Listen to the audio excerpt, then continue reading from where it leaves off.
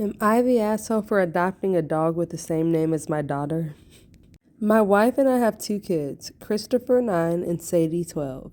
For Chris's birthday last Friday, my wife and I decided to get him a dog. He's been asking for one since he could talk, and we feel that he's finally responsible enough to walk and feed a dog all by himself. My wife and I decided to adopt an older dog, not a puppy, and a medium-sized dog, preferably a girl dog, because I've heard that they have better temperaments. Other than that, it was up to me to pick one when I got to the Humane Society. And when I got there, I immediately fell in love with a sweet 30-pound pit mix with beautiful green eyes. When I saw her name was Sadie, like our daughter, I thought it was a sign that she belonged to our family. My wife thought the coincidence was funny when I told her too, which is important. So I arranged the adoption and the shelter agreed we'd pick her up last Friday after a birthday dinner for Chris.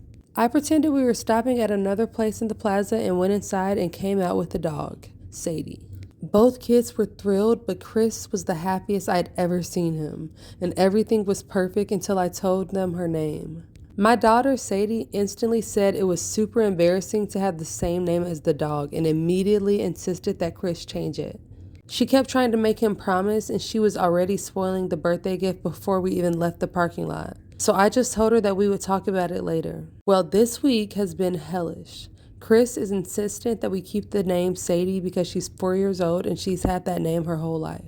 He says you wouldn't rename a 4-year-old person, and I think he does have a point. I also think it's cute and funny that they have the same name. My daughter, for some reason, is mortified by this and won't even interact with me, her brother, or the dog. My wife, who thought it was cute at first, now says that she sees Sadie's point and thinks that we need to change the dog's name.